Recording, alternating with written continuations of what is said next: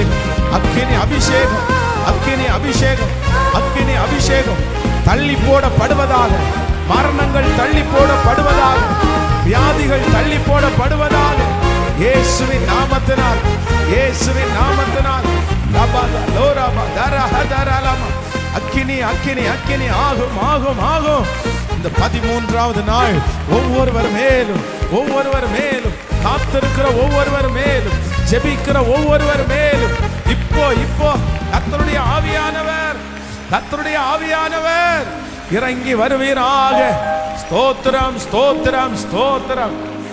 நபதனரஹதல பௌரஹதனரம லிபதனரமௌதரஹதலரதனரியாதனம யோதர பௌரியாஹதலரை சந்தன மூரஹதலரம. தீர்ப்புகளை மாற்றுகிற தேவ பிரசன்னம், தீர்ப்புகளை மாற்றுகிற தேவ பிரசன்னம், தீர்ப்புகளை, பரலோகத்தினுடைய தீர்ப்புகளை கூட மாற்றுகிற தேவ பிரசன்னம், மனிதனுடைய தீர்ப்புகளை மாற்றுகிற தேவ பிரசன்னம். Oh hallelujah, thank you Jesus, thank you Jesus. So 3 நாளைக்குள்ளே, 3 நாளைக்குள்ளே நான் ஆராதிக்கிற தேவன் யார் அப்படின்னா, அவர் ஒரு டைமை ஃபிக்ஸ் பண்ணி ஒர்க் பண்றவர், நேரத்தை நமக்கு முன்குறிக்கிற கர்த்தர். நீங்க விடாப்பிடியா இன்னைக்கு ஜெபம் பண்ணணும். என்ன ஜெபம் பண்ணணும்னா, நீங்க எனக்கான, அதான் சியோனுக்கு அவர் இறங்கி அதற்கு தயை செய்யும் காலமும், குறித்திருக்கிற நேரமும், குறித்திருக்கிற நேரமும். அப்போ சியோனை கர்த்தர் விடுதலை ஆக்குறதற்கு ஒரு நேரத்தை கர்த்தர் என்ன பண்றாராமா சொல்லுங்க, ஒரு டைமை ஃபிக்ஸ் பண்றாராமா. அந்த சியோன் ஆண்டவரை நோக்கி ஜெபம் பண்ண ஜெபம் பண்ண ஜெபம் பண்ண கர்த்தர் ஒரு நேரத்தை ஃபிக்ஸ் பண்றாரு. டைம் ஃபிக்ஸ் பண்ணிட்டா இதுக்கு மேல, அதான் உலகத்துல கூட சிலர் சொல்லுவாங்க, இதுக்கு மேல உன் நேரம் சரியா இருக்கும் அப்படின்னு எல்லாம் சொல்லுவாங்க. நான் என்ன நம்புறேன்னா, கர்த்தரதை காலங்கள் அவருடைய கரத்துல இருக்கிறது, காலங்கள் கரத்துல இருக்கிறது. ஆமேன். சிலருக்கு இந்த வருஷம் முடிகிறதுல இருந்து நான் நம்புறேன் ஒரு நல்ல டைமை கர்த்தர் ஆரம்பிக்கிறார். சிலருக்கு இந்த மாதம் முடியில இருந்து கர்த்தர் ஒரு நல்ல டைமை ஆரம்பிக்கிறார். இந்த 100 days ஜெபம் முடியும் போது நிறைய பேருடைய வாழ்க்கையில நல்ல சமயங்கள் ஆரம்பிக்க போகிறது, நல்ல நேரங்கள் ஆரம்பிக்க போகிறது. அந்த நேரத்தை கர்த்தர் ஃபிக்ஸ் பண்றதுக்கு கர்த்தர் வல்லவர். அதனால எல்லாரும் ரொம்ப நீங்க மனசையே விடாம ஜெபம் பண்ணுங்க. ஆண்டவரே, இந்த டைமை நீங்க இந்த 100 days ஜெபத்துக்குள்ள நீங்க ஃபிக்ஸ் பண்ணி தான் ஆகணும்.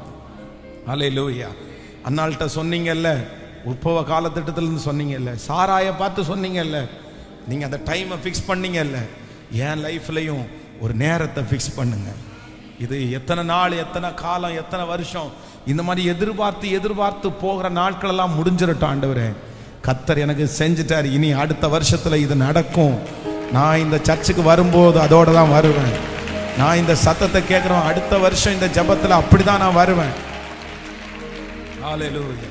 நம்பர் 3, 3வது வேதத்துல ஆண்டவர் வந்து இந்த 3 நாளைக்குள்ள அப்படின்னு ஒரு டைம் ஃபிக்ஸ் பண்றாரு பாருங்க. வாசிக்கலாம். யோவான் எழுதின சுவிசேஷம் 2ஆம் அதிகாரத்தினுடைய 1வது வசனத்தை வாசிக்கலாம். யோவான் எழுதின சுவிசேஷம் 2ஆம் அதிகாரம் 1வது வசனம் வாசிக்கலாம். 3ஆம் நாளிலே கலிலேயாவில் உள்ள கானா ஊரில் ஒரு கல்யாணம் நடந்தது. 3ஆம் நாளிலே கலிலேயாவில் உள்ள கானா ஊரில் ஒரு கல்யாணம் நடந்தது. இயேசுவும் தாயும் அங்கே இருந்தாள். இயேசுவும் அவருடைய சீடர்களும் அந்த கல்யாணத்திற்கு அழைக்கப்பட்டிருந்தார்கள். திராட்சரசம் குறைவுபட்ட போது இயேசுவின் தாய் அவரை நோக்கி, அவர்களுக்கு திராட்சரசம் இல்லை என்றாள். அதற்கு இயேசு, ஸ்திரீயே, எனக்கும் உனக்கும் என்ன, என் வேளை இன்னும் வரவில்லை என்றார். அவருடைய தாய் வேலைக்காரனை நோக்கி, அவர் உங்களுக்கு என்ன சொல்லுகிறாரோ அதன்படி செய்யுங்கள் என்றார். யூதர்கள் தங்களை சுத்திகரிக்கும் முறைமையின் படியே ஒவ்வொன்றும் 2-3 குடம் தண்ணீர் கொள்ளத்தக்க 6 கற்சாடிகள் அங்கே வைத்திருந்தது. இயேசு வேலைக்காரரை நோக்கி, ஜாடிகளிலே தண்ணீரை நிரப்புங்கள் என்றார்.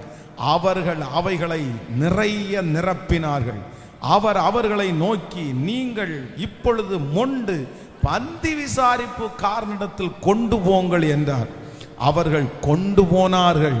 அந்த திராட்சரசம் எங்கே இருந்து வந்தது என்று தண்ணீரை மொண்ட வேலைக்காரனுக்கு தெரிந்ததே அன்றி பந்தி விசாரிப்பாளர்களுக்கு தெரியாததனால் அவன் திராட்சரசமாய் மாறின தண்ணீரை பார்த்தபோது மணவாளனை அழைத்து, எந்த மனுஷனும் முன்பு நல்ல திராட்சரசத்தை கொடுத்து ஜனங்கள் திருப்தி அடைந்த பின்பு ருசி குறைந்ததை கொடுப்பான், நீரோ நல்ல ரசத்தை இதுவரைக்கும் வைத்திருந்தீரே என்றான்.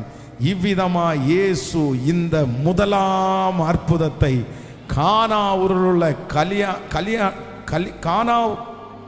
கலிலேயாவில் உள்ள கானா ஊரிலே செய்து தம்முடைய மகிமையை 3ஆம் நாளிலே கர்த்தர் வெளிப்படுத்தினார்.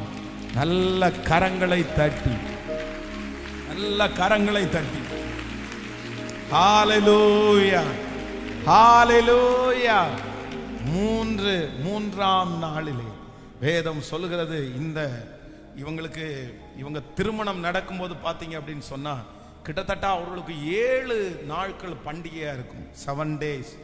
அந்த 7 நாட்களும் அவங்களுக்கு விசேஷமா இருக்கும். ஆனா இப்போ ஒரு பெரிய ஒரு குறைவு வருகிறது.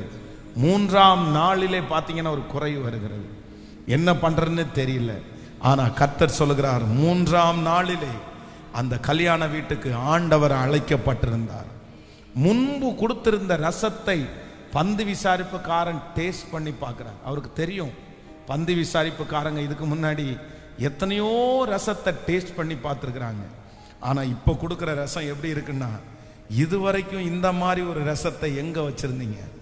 மனுஷங்க செய்கிறத விட தண்ணீர், வெறும் தண்ணீர் திராட்சரசமாய் மாறினது அவ்வளவு டேஸ்டா இருந்துச்சாமா. ஹல்லேலூயா. அந்த 3ஆம் நாளிலே கர்த்தர் செய்த அற்புதத்தை மீண்டும் நமக்கு கர்த்தர் செய்ய போகிறார். உங்களுக்கும் எனக்கும் கர்த்தர் செய்ய போகிறார். முந்தின ரசத்தை பார்க்கலும் இந்த பிந்தின ரசம் எப்படி ரொம்ப டேஸ்ட் உள்ளதா இருந்துச்சோ, கர்த்தராகிய ஆண்டவர் வாக்கு கொடுக்கிறார், உன் முன்னிலைமையை காட்டிலும் இந்த ஜெபத்திற்கு கலந்து கொள்ளுகிறதற்கு முன்னாடி இருந்த நிலைமையை காட்டிலும் கர்த்தர் ஒரு ரசத்தை தரப்போகிறார். வெறும் தண்ணீர் திராட்சரசமாய் மாறினது போல உங்க கையில வெறும் கைதான் இருக்குது, வெறும் பைதான் இருக்குது, வெறுமையா இருக்குது.